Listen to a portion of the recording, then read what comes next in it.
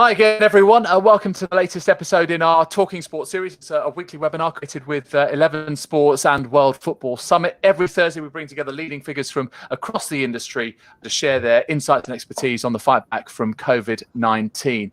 Today's panel promises to be really fascinating. It's entitled From World Cup Glory to COVID-19, the Future for Women's Sport. Now, this time a year ago, the Women's Football World Cup in France was just about to get underway. The numbers were staggering for that tournament. FIFA revealing a combined 1.12 billion viewers tuned into official broadcast coverage of the event.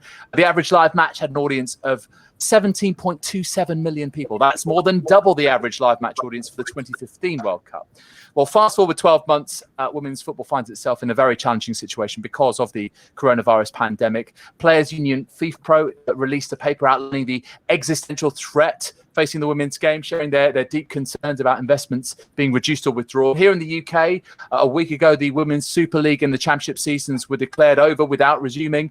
Some clubs have furloughed players, even disbanded their women's teams. It's not just football, of course, that's been affected. Just after the Women's T20 World Cup concluded in February, now many international series and domestic competitions have been postponed as well, including the 100. It's a new format of franchise cricket, which would have raised the profile of the women's game to put it on the same platform as the men, same marketing investment, equal prize money as well. And in golf, late last year, the Ladies European Tour announced a partnership with the Ladies Professional Golf Association, the LPGA, to stage 24 events across Europe, offering a record-breaking prize fund of 18 million euros. But for now, those events are on hold too. That said, we should absolutely not give up. In fact, the former FA board director, Dame Heather Abbatts, recently urged rights owners, commercial partners, broadcasters to restate their confidence in women's sport to ensure that the downturn that some have predicted does not become a self-fulfilling prophecy. And there are positive signs here. Women's sport has excelled in many ways previously, being accessible, being flexible. So will that help it quickly get a second wind and not just survive but thrive? And could there be opportunity too? Will female competition, in fact, represent an even more viable financial opportunity in the wake of the pandemic? Do some brands now want to associate themselves with this recovery narrative and choose to back it now rather than wait until later when plenty more maybe trying to jump back on the bandwagon? We have fittingly an all-female panel to unpick all of these talking points and more. So you can see them here. Please welcome Angelo Ruggiero, who's CEO of Sports Innovation Lab, Laura Georges, who is Secretary General of the French Football Federation. Bienvenue. Kate Johnson, Head of Global Sports and Entertainment Marketing Partnerships, Content and Media at Google, and to moderate this panel, a colleague of the media of mine, Lynsey Hooper, freelance TV, radio presenter and reporter, and also co-founder of the Offside Rule podcast. Thank you so much for your attendance today, ladies. Now, we'd also love the audience to get involved by putting your questions and upvoting others in the questions tab, which is on the right of your screen, and also getting involved with the polls you can see there. The first one is already live, and this is what it asks. Do you believe the growth of women's sport has been negatively impacted by COVID-19? Simply yes or no, and make sure you register your vote. We will update you on that poll later and indeed the others that follow it. But let's get stuck into the discussion. Lynsey, over to you. Thank you very much, David. I'm delighted to join this chat and be able to moderate it. Lots to discuss, important issues as well. And we haven't got that long to do it, ladies, I'm afraid, about 45 minutes or so. So we'll try and get through as much as we can. Can we start by finding out from each of you your current role within sport and your sporting background as well? We'll start with Kate. Yep. Hi, everybody. I have the longest tongue twister of a title, so I'll start. Kate Johnson. I actually just joined Google in January to build a division from the ground up focused on sports and entertainment marketing. Google is now starting to wade into this space, as many technology companies are, and figure out kind of what our role and our position is more formally. Prior to Google, however, I was head of global sponsorship marketing at Visa. So I'm bringing a long storied history in the sports marketing industry to Google. And then prior to that, I got my launch into sports marketing via athletics myself. I am an Olympic silver medalist in rowing from the Athens Olympic Games. And it's also worth mentioning I'm on the board of the Women's Sports Foundation. So I have a lot of interest in this conversation today. And Laura. Hello, everyone. So I'm currently the General Secretary of the French Federation. After 17 years in the French national team, where I played for Lyon, Paris Saint-Germain, and Bayern Munich.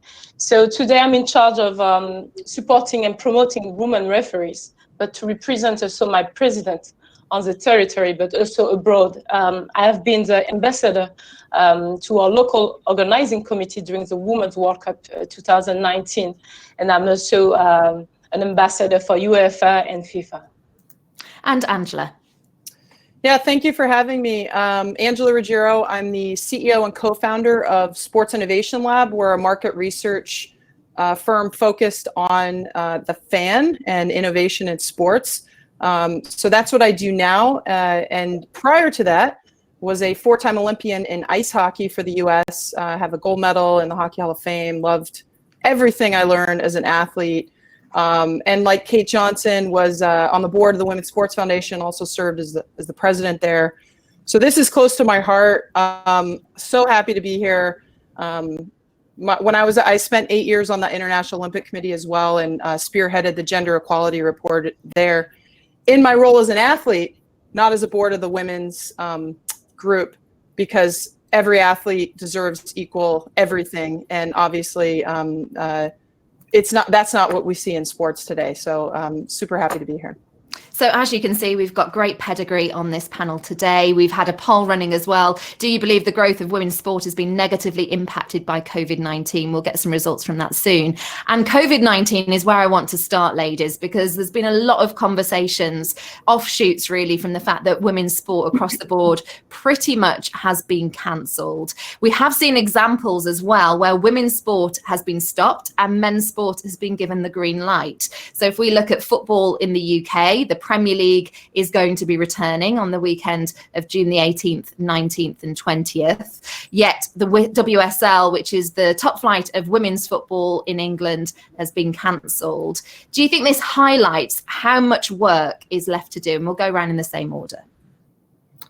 Yep, I would say absolutely. The one comment I would add is that actually the NWSL is launching their Champions Tournament at the end of June, which is exciting to see. And that was a really quick pivot on behalf of their commissioner, Lisa Baird, to make sure they were organized in light of the Tokyo Olympics being canceled to still have their moment. So really excited to watch the kickoff of that. That being said, holistically, everybody's being set back right now. And I think one of the challenges that, is worth discussing too is the fact that because the sports, timetable has changed, so has the broadcast timetable. So then there becomes this competition too, to make sure that putting your sport on air is at the front of the conversation. And my biggest concern there is that's where women are going to lose, is that while we're fighting for airtime and as broadcasters are shifting their schedules, who will get the most audience, who will get the highest ratings and figures is becoming at the top of the conversation. And I think broadcast deals are going to have to be pushed where women's sports are concerned. And that's something we should all be aware of and very concerned about. Anything to add to that, Laura? I would say, I see things like in two ways. I know a lot of people, and I've been attending to a lot of webinars and conferences, and everyone is saying, okay, we see that the men's football teams are like playing while the women's are not playing. But I think we have to see what is most important today. Like, everyone needs to be safe. And if today the boys are playing and the men's league is starting again, it's because there's like an economic at stake. And so today I'm not saying and judging the FA saying, okay, so today the women's league is not going to start, because I think that we have to see further. The aim is not to, okay, we need to play because the men are playing. Today I'm happy the league in Germany is playing. The girls' domestic league is restarted last week, and I'm happy because we see that Bayern Munich, Bayern Leverkusen, other big teams in Germany decided to be solidaire, like to give support to the women's league to keep up with the championship, and it's great. But I'm not going to blame other federations who say, okay, the women's league stopped, and we prefer to let the men continue to play. I think we are not we should not think about saying the girls should play as much as the men. Okay. And today it's important to be safe. I mean, if I talk about my federation, for us it was really important to say, okay, what is the most important? Even if there's like economic issue behind, we have to be safe, men or women. But I'm not going to blame other federations who decide to say the girls are on the side. I think we have to see further and say, okay, maybe the girls are not playing during the COVID and it's safe, but tomorrow the girls will need the support. And the aim is like to have like the solidarity of the clubs or the federation to grow later, not during the COVID, but to see that they will need the support further. And Angela, do you think that reflects the fact that commercially men's football, for instance, as an example, is under a lot more pressure to return because of the finances? Is that highlighting again the gulf between the finances and investment in women's sport and men's? Yeah, absolutely. So I'd separate the two. There's the private, which is government funded. So think about youth sports. Think about the NCAA here in the U.S. Where are there private institutions, private government funding? Men and women, I think, are being treated fairly equal because it's about safety more than economics. Then you think of, public. Then you think of the private investment. Mm-hmm. So if it's non-government, if it's actually a private shareholder, and a lot of these men's leagues, they're all about making money. That is just what we're talking about at the end of the day. They have investors, they have to make a return. Clearly, they are going to first focus on the men's side versus the women because their business could literally go bankrupt if they don't get that right, because there's a lot more investment going on in the men's side right now relative to the women. So absolutely, there's an economic disparity between men and women. It's being highlighted because of COVID. But I don't think you're seeing it on the public side as much, because sport for good, sport for the development of society. I mean, governments can't pull the funding from the women and not the men. I mean, that would be bad. But we're seeing it again in the highlights of we're talking about football here. All professional sports, we're seeing, especially in the research we're doing at Sports Innovation Lab, the return to play. All the leagues that have to return some investment to shareholders, or if this season goes, if they don't have this season, it'll have a major economic impact. That's where the disparity is absolutely apparent. There are a lot of developing nations, particularly when we talk about football as well, that were making great progress. I'm thinking of Africa as an example, where there was a lot being made over in Mexico as well. And as one of our watchers here has just posted a question, Shivani has asked about India too. So I'm just putting that on the screen. If you look at all those other nations and the effects that COVID-19 could have had, how do you think that you go about recovering from those knocks? You're asking some very, we're here to talk about really weighty conversations. I think the challenge is you can't separate what Angela was just talking about, right, from what's actually happening with COVID. COVID will put a magnifying glass on the things that were occurring already. So as an example, I think one of the things that's at front of mind for me is knowing how much teams, both men's and women's teams, rely on from a revenue perspective, certainly broadcast, but also fans in the stands, right? And trying to come up with other revenue streams to make sure that they're getting their funding. I think that is one area where companies, and I know Angela's group is thinking about this, Google's thinking about this from a tech perspective, like where can companies help support in the kind of the sense of a virtual game to make sure that revenue is still there. For women, the knock-on effect of that is that where men's, and I'm thinking about the collegiate system in the United States, NCAA, where men's football programs largely, and I'm talking about American football, largely fund the entire sports system, right? So if men's football teams aren't able to sell tickets during games, there will be a knock-on effect to the support and funding of women's sports as well. And we are already seeing Sacramento State, as an example, has cut a couple of women's sports just from an athletic department funding perspective. So the overall ecosystem around sports, there is a complete knock-on effect of how COVID will impact the long-term impact this will have. And just to jump on that, Title IX in the U.S., law enacted to essentially provide equal educational opportunities. That extends into sports. When sports are being cut, as women's sports are being cut, as Kate mentioned, they're going to have to comply with Title IX, cut equally men's sports. So again, that is a publicly funded law where the government has said we can't be unequal But in the private sector, that's where, again, that's the magnifying glass. Yeah. When dollars are, in a capitalist market that is the I think the conversation we're trying to have here, and maybe separate the two. Laura, we've spoken at a domestic level. I know in France it was very different. There was an early call made to cancel both leagues. I mean, in your opinion, was any of this taken into consideration when that call was made? What was for us the most important is like to have our players safe and to follow the government. Mm-hmm. And because we live in a society. Football is not the word in France, and I think maybe it's cultural. But we all agree at the federation to say, okay, we will wait for the decision of the government. Mm-hmm. There was one call, and then a second call from the prime minister saying, okay, we are canceling the professional league. So if the professional league was cancelled, the women domestic league was cancelled too. It was really important for us to stay on the same path, to say, okay, if the men's pro are not playing, the girls are not going to play. It's to be safe. It's not about economic importance. It's like everyone needs to be safe. And at the federation, for us, it's really important to lead by example, because you're not going to treat the pros and the amateur differently. For us, it was really important to stick to the same line. There are clearly different approaches from different federations and different governing bodies.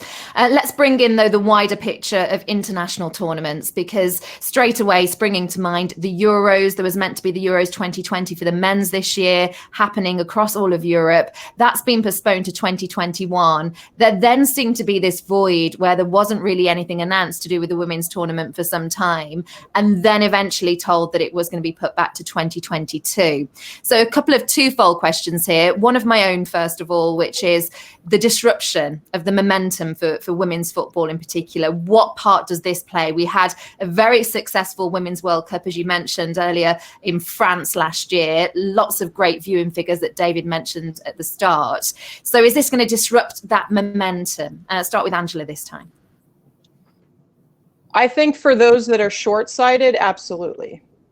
Because if you are going to just lean on what's always worked and what has the highest margins, absolutely, you're going to cut the women's program. If, however, you see that momentum as a symbol of what's happening in society, where here in the US, more women than ever, 3.3 million girls and women are playing sports. That's happening across the world. Girls and women are finally getting the opportunity to play.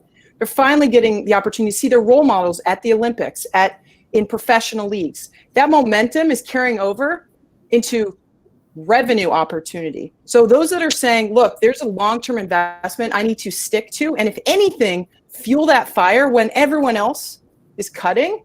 So those that have that long-term view are, in my opinion, are going to take the approach of we got to stick with the women, and if anything, push on the gas. Because now more than ever, the world needs leaders, the world needs role models, and women are this untapped market that we've never explored, that we're just starting to see. So long-term view, we will invest. I think the short-term view is cut because the reality, there's economic impact, and in some cases that's not a choice. Okay. But that's how I see it.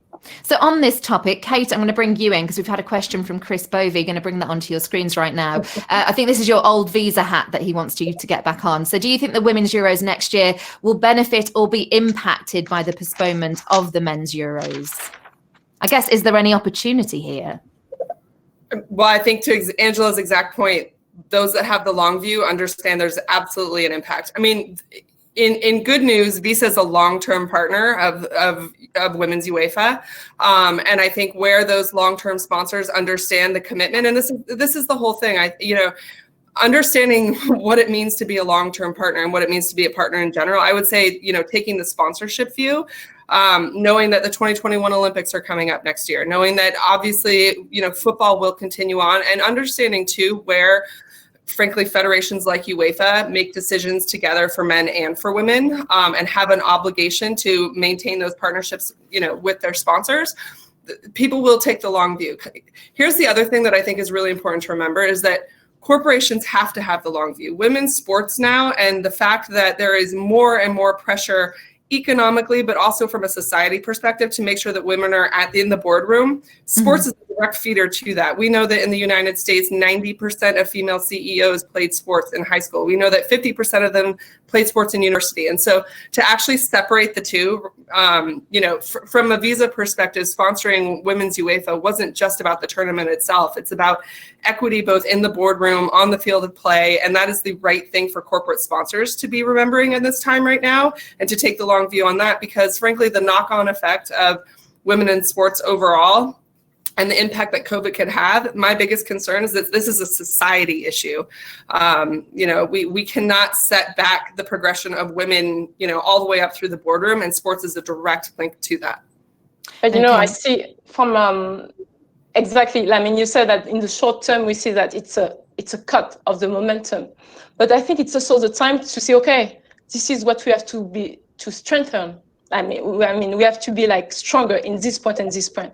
And we've seen that if I talk about women's football, FIFA is meeting the fifth pro, like taking the time to analyze what's going on with the women's football. They just like released interesting paper about the situation of women's football to say, okay, even if we have like professional clubs like PSG or Lyon, we still have clubs who are lacking of support and everything.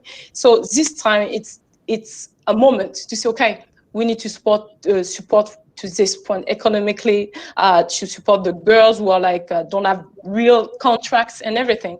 So it's a time to have a real discussion, to use this hard time to say, okay, let's see what we can do to go further. It's a cut.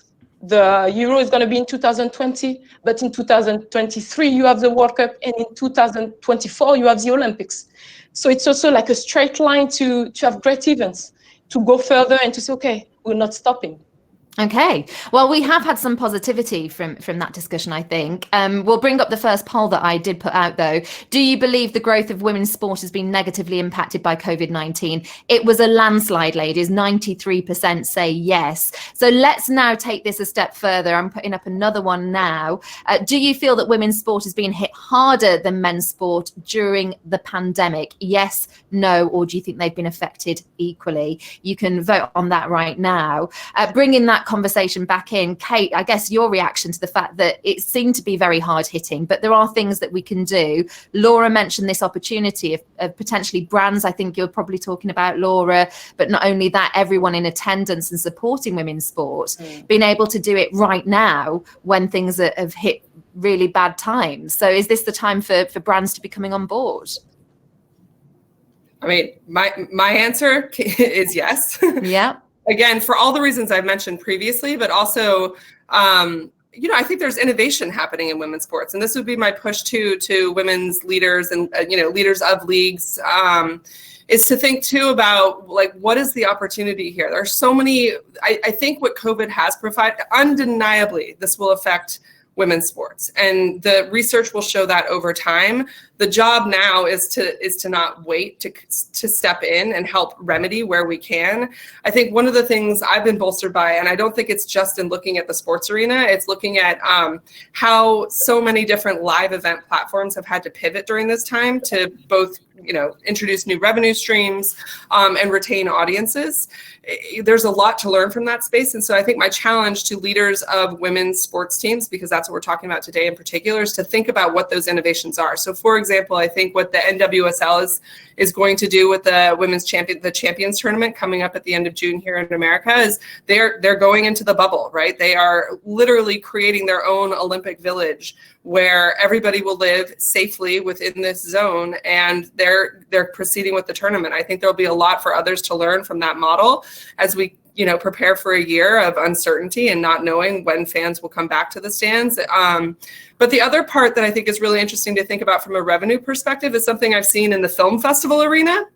And that is, these live events that have relied so much on live ticket goers are quickly, offering these live, subscription models or the ability to attend virtually from home. I think there's going to be a call on players to be more accessible. There's going to be a call on making sure that content and behind the scenes content is going to have to evolve. I think federations are going to have to open up the aperture on what they're willing to let fans into from a behind the scenes perspective, and even from a broadcast and and a commercial perspective, making sure that, you know, what used to be so protected from a commercial rights perspective, where content is concerned, we've got to change the game and make sure that that content is more accessible to fans and also more accessible to brands, because I think that's where the value comes for sponsorship, for brands to continue to lean in from an investment perspective. There has to be increased value in terms of how they're able to connect with their audiences too. And I think there's an opportunity for women to actually be innovative and lead that charge. Brilliant. Look, Laura, you look like you're agreeing with that. Yeah. Yes, I totally agree. But I think there's also the image of women sports. Like sponsorship is not only, we overthink about sponsorship, about being like the right image to bring money, but women's sports, it's about like pursuing and supporting values of women who fight for this sport, and to stick with this image, to be a brand and be like, okay, I'm supporting women's sports, and it's a hard time for them, and I'm in. Like, I think like brands today wants to be part of this and say, it was hard for the woman, but we are here. I think I will sell it like this, but also because it's real. Women are still struggling, but they're still, it's a good image. What, as a brand, which message are you sending to the world, but also to your own company, saying we're supporting the women's game, the women's athletes. So it's not just about money, but saying, yes, they need our help. We will be part of this. And if we have to talk about visa, I was reading the other day an article about visa, and they say, yes, it's a hard time, but we will be supporting the UEFA for the competitions coming, also our athletes during the Olympics in Japan. So they have this vision saying it's not about one shot or 1 year or 2 years. It's about long term and saying like, we are here even when it's hard. So I think we count on brands. Innovation that you've brought up, especially Kate, you earlier, I think that may be the key word going forward, trying to do things differently. So let's bring up another question. We've got Luis Vicente, who's asked one. Sorry, before we move on, I have to, because my company's the Sports Innovation Lab. Yes, I was going to bring this in actually. Okay, sorry, go ahead. So Luis Vicente has been asking, do you see today the need for a dedicated global women's sports media platform showcasing all sports, events, athletes and mass participation as another big step forward for equality at sport? So Angela, over to you, and if you've got anything more to add from earlier. Great question. Yes, this is the opportunity for innovation. Kate said it so well. The sports industry men's, women's have relied on ticket sales, broadcast rights, sponsorship, merchandise, food and beverage. It's like literally the go-to revenue streams, with broadcast being number one. Now, in the age of COVID, the old rules are changing. Whenever we come out of this is where every single brand, every single property, everyone is trying to think differently. So everything that Kate mentioned, I couldn't agree more. How are we leaning into women's sports to do things differently? The biggest advantage women's sports has today is that we're not beholden to the typical way of doing business. We don't have long-term rights. We don't have the same long-term contracts. We have the opportunity to lean in and create more branded content. What if 90% of a league is just branded content around the athletes, because we know fluid fans, which is what we talk about at Sports Innovation Lab every day, these new age fans want to do things differently. So if it's a platform where we go, fantastic to find and consume women's sports.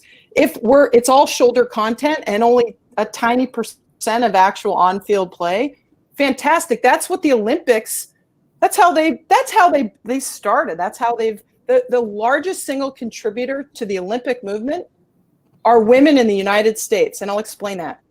NBC is the single largest contributor to the Olympic movement. I spent 8 years there, so I really understand. They're the largest contributor, and more women watch the Olympics than men in the US because they do it differently. They tell the stories. They're not focused on the statistics. So they figured it out. There's an untapped market out there. What can we do in the time of COVID to think differently, to lean into fluid fans, which do things very differently? They're open to change, empowered to choose, and constantly evolving. That's the 3 pillars of a fluid fan.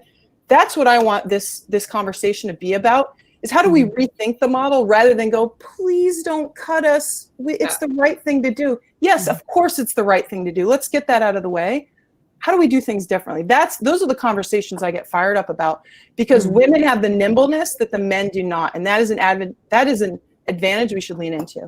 Angela, you just brought up the Olympics there, which is a great example, because when the Olympics comes round, I think female athletes do so well off the back of Olympic Games. And I was trying to think of other examples, like major events in tennis. I think we see the women's tennis players getting equal to the men. And then that happens sometimes with the major tournaments that we saw, like the France World Cup last year. What can we learn from those that we can take forward now to the domestic leagues, where sometimes it really struggles in terms of attendance and engagement? Laura, we'll start with you. It's one of major problems that we have. Like, World Cup was great attendance. We reached records of like France, Brazil was 58 million all over the world watching this game. But now when we are in the domestic league, it's complicated. So a lot of people are saying maybe it's the federation who has to communicate. But you know, we have clubs, we have big clubs, we have PSG, we have Lyon, I think it's also the clubs who have to promote the games every day around the city, around the people, to bring the attention. Federation are working for the national teams, and we are supporting. And today we just released information that we will continue to support the domestic league we will support them. But today, how do we do to have more people watching women's game, the domestic league, to be at the games? This is really complicated. So I'm looking forward to have like solutions. Maybe we need to have like people dedicated for women in the clubs. Because usually we have the men doing it for the men championship, but for the women, we need to have people dedicated. And this is the key, to have people who are working for this.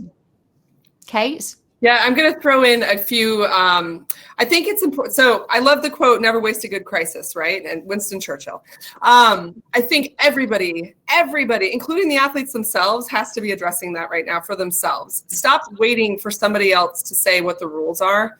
The rules do not apply in this moment right now. This is the opportunity for everybody to innovate, for athletes to figure out what their channels are and how they're communicating. I'm loving watching how athletes are hopping onto esports and creating profiles for themselves alongside their own games and frankly, reaching a different fan base. So I think like now athletes and those leagues and teams that have seen their athletes move to esports platforms while sports have been offline have to think about how to bring that esports audience along with them into the live games when we shift there. Some of the other trends and just like patterns we've been seeing, you know, betting has taken a shift, right? Where is betting going? Fantasy. I think fantasy is a new stream that's opened up and has definitely been something that leagues and teams should not let go of, and athletes in general.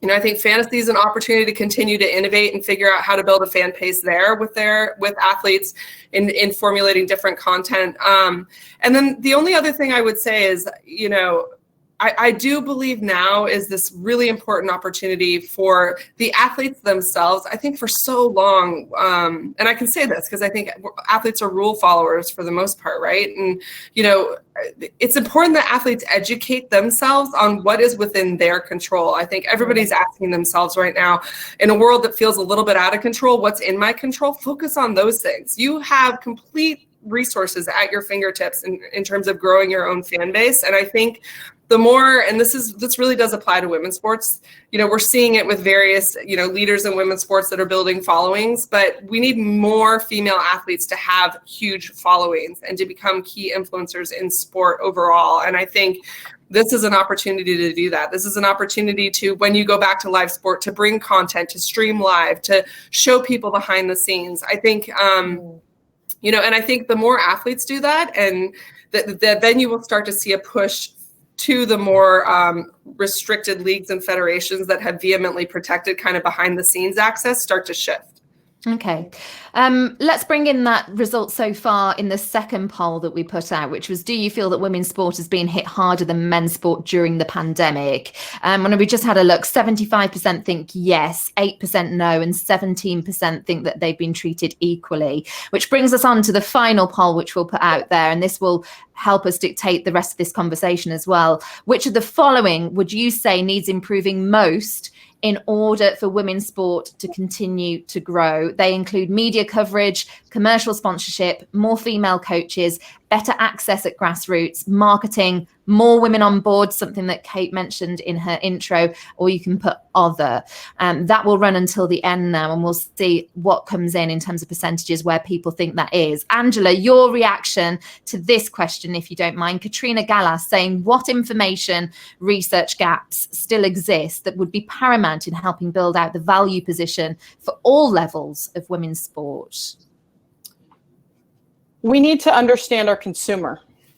At the end of the day, something that we've studied for the last 3.5 years, we've been fixated on demographics, the 18 to 24-year-old male that drinks this and lives here.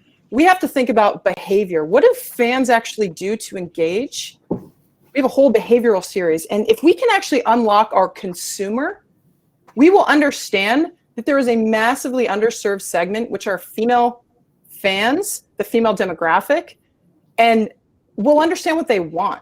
And it's not just, and it's also the male fans that want to lean into women's sports. I would hate to see a league that's just focused on women, because men and women, I think, equally can appreciate a great sporting event, men or women. So I think the biggest gap in today's research around is what do fans actually want and what will they consume?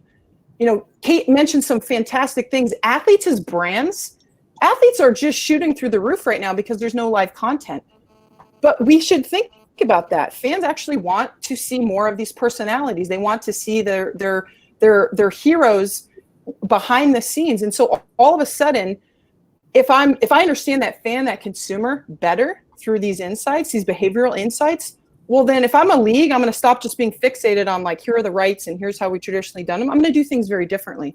So again, I think I have to say that we have to think about our consumer differently, because I believe they will lean into women's sports. And if we can demonstrate that, then what we haven't talked about is that initial investment that needs to go into women's sports. We're not fighting for a 2-year season or a 3-league season. We're really finding investors that are going to invest for the long term.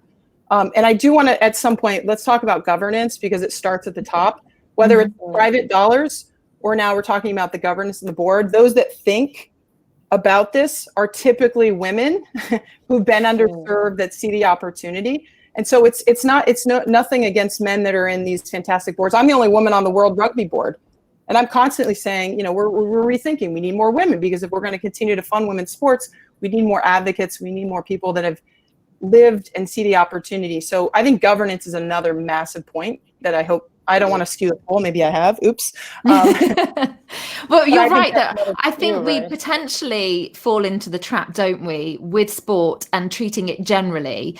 And there is this example that you say about the differentiation of the women's sports fan compared to just a standard sports fan that seems to have been ignored a little bit. We're still riding on the coattails, aren't we, of what's gone before? Kate, lift it and shift it, shrink it and think it. Well, I'm curious, like Visa's been an amazing sponsor. I was a Visa athlete for years. Yeah. They've stuck with their athletes. They're focused on women. They get it. And I'm curious, like, what insights did you have? Or is that just for having good people at the top like Kate focused on this?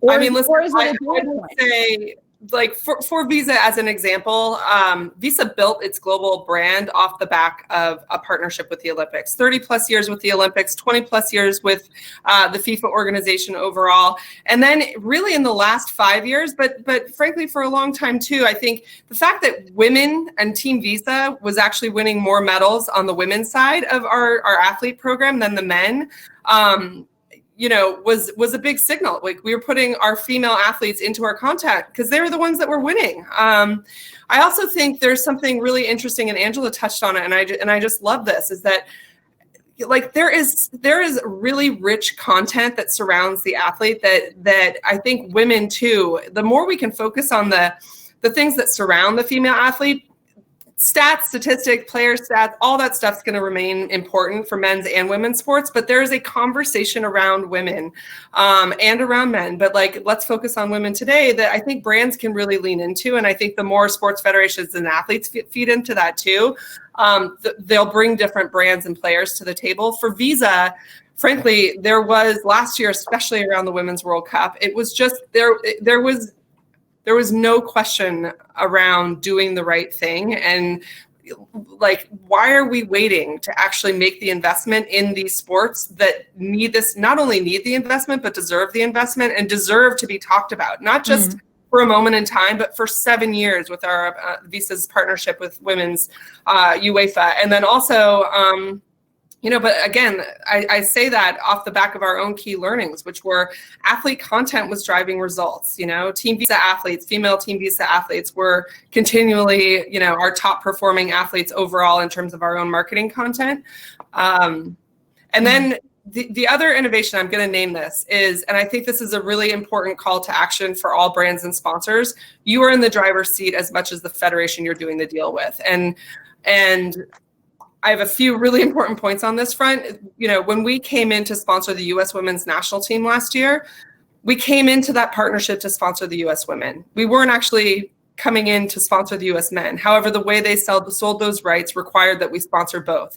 So we took a pause as we were part of those conversations and said, okay, how do we do this in a way that makes sure that our funding is going to the women, though?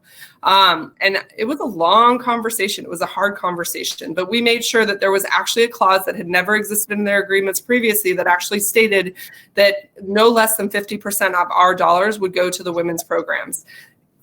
Brands, sponsors, and frankly, federations themselves, where those things are packaged, that language has to occur. And the women need to know that. They need to stand up for that too. I'm interested as well to know, Laura, what's been working well in France. Have you got any examples of brands that have been doing anything innovative over there and what's been working really well? You're talking about brands? Sorry. Yeah, and brands in terms of backing, commercial backing, sponsors, but maybe just different approaches when it comes to marketing as well and things like that. Well, I would say it's, the support of the women in our federation is really depending on our governance. So then it started with the president, and then when we work with Nike, and yesterday the president was talking with Nike, and Nike say, yeah, we're going to support. Have they been doing a special work for the women's team? I would say they did the work that they used to. Do we have a special support for the women's? We have a support overall for the French Federation, for the blue for the men. But yeah, I cannot tell you an exact example of the brand saying, okay, we want to especially use a woman. But I would say more the culture of supporting the women's game and saying that what makes the difference in France to make a great evolution is our president saying, okay, we're going to make a change. The vice president is a woman. She's in charge of developing women referee. I get this position as general secretary, developing women referees. The CEO is a woman. And she's taking the decision of the federation. So it's having strategic person to take the leading decision of a federation. It's really important because you can have all the great heart to say, okay, we want to push things. But if on top, they don't say, okay, we go ahead, it won't work. But I also have the example of a club team. And if we talk about Olympique Lyonnais, who is one of the best women's team in the world, what makes the difference is that, okay, they have a president who is really giving a lot of support of the women's team. And some brands from the team decided, okay, we cannot afford to have the men, but we decide to work with the women. And what they found as a brand being collaborating with Olympique Lyonnais and the girls, they say the girls are available. And this is what we like. We are close to our players, and our players have the right image. They are close to the fans. They take the time after the games, and it's really showing that, okay, if we want to support the women's game, we receive back because the girls are close to the players and all this. But it's also the decision of the leaders who say, okay, this is what I expect from you. You are a brand, we want to work with us, but you need to step up the game and to really give the best of your knowledge, of your competence to put the women's game forward. Let's move this on as well to the broadcast platforms. And Kate, you mentioned earlier about the schedule and the knock-on effect that can have, and OTT platforms. I mean, Google's a great example. Could they get more involved? Put her on the spot. I'm going to pump That's that what I'm one here to do. I mean, Angela's so versed on the OTT side of things, and I really think I want to hear, especially what the Sports Innovation Lab is helping clients with on that front. Thanks, Kate. No, absolutely OTT. Again, Kate said it perfectly. Schedule's going to be inundated the second there's a green light. People are relatively safety, or we've cracked the code on these bubble type of events. So the return to play, there is such a focus now on the few times in the year, right? The attention economy. There's not a lot of time for to consume sports. So when there's a plethora of sports, of course the men are going to bubble to the top. So OTT, digital, social. What are the other ways that Twitch platform? Like, what are the other platforms that exist? Flow Sports, Facebook. There's all these, again, opportunities that exist in platforms. YouTube that absolutely we can be. We don't need a big term contract. I mean, in the short term, I think long term you need both. So you still need the linear, but on an OTT front, it is leveling the playing field. It's providing more access and opportunity, and almost creating a long tail effect, so that those previously underserved fans that want to consume women's sports now have an avenue to do so.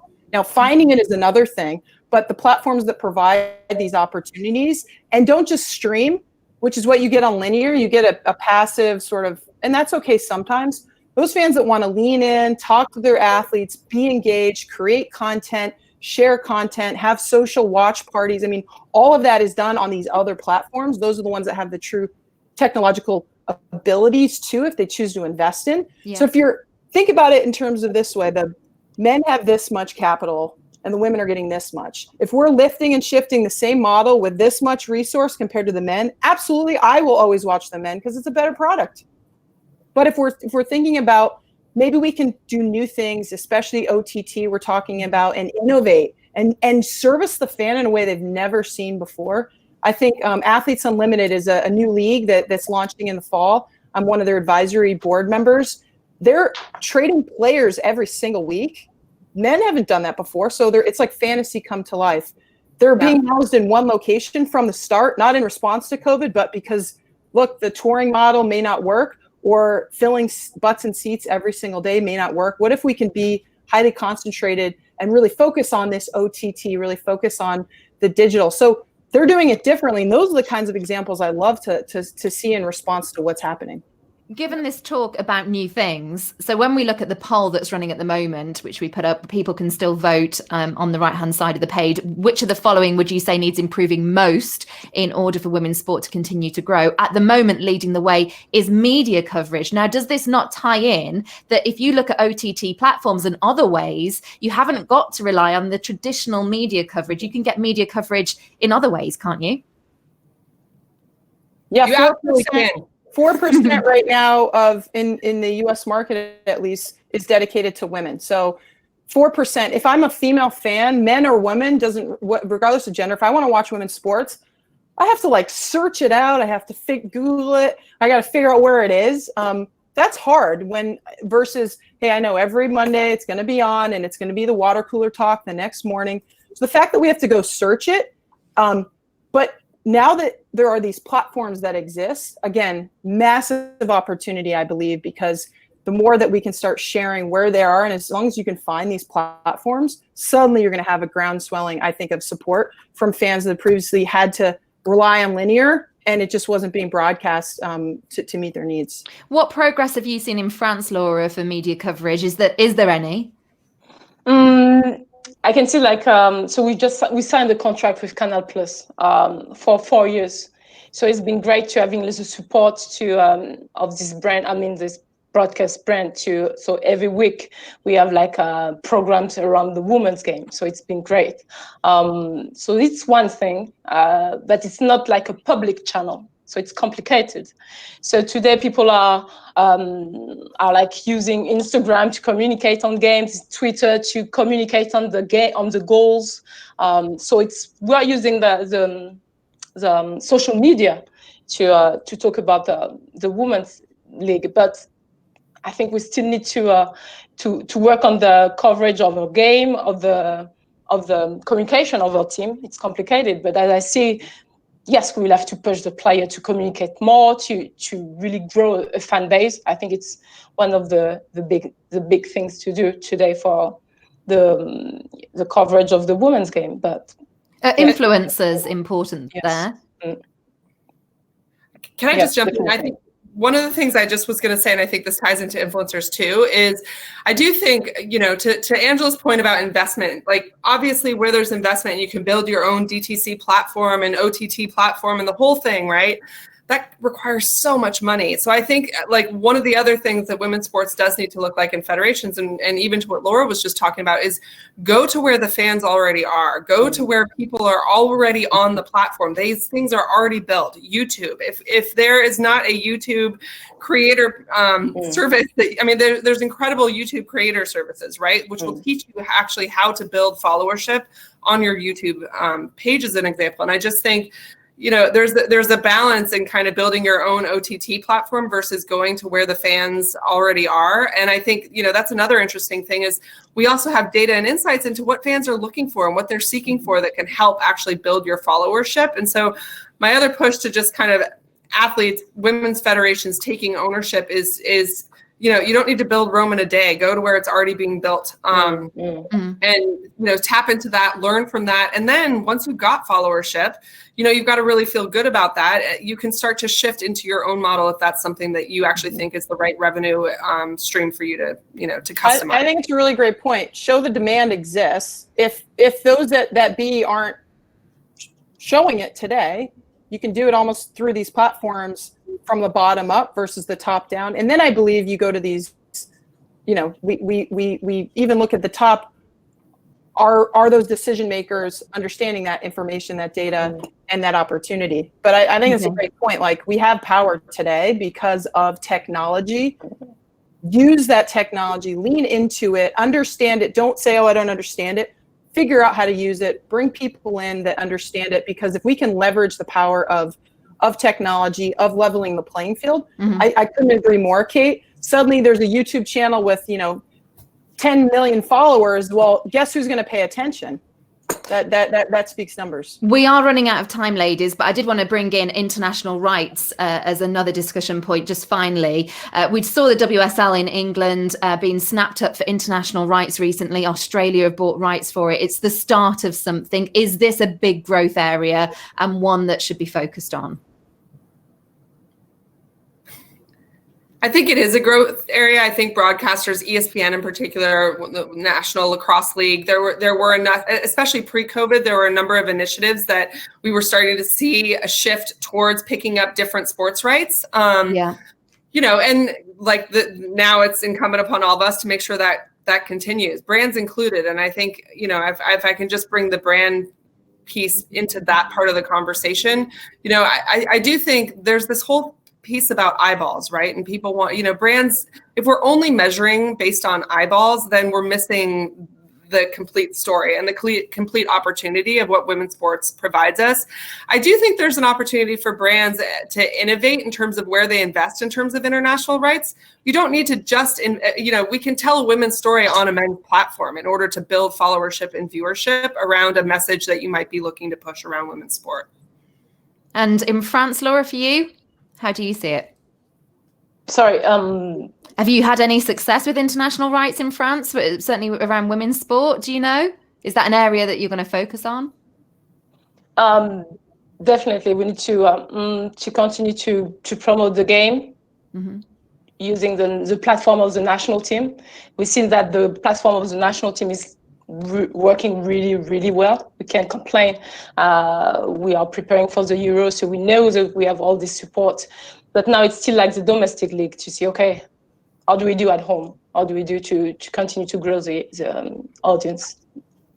And Angela, just to finish, I wanted to bring up US soccer because we know that case, it was very disappointing before lockdown happened.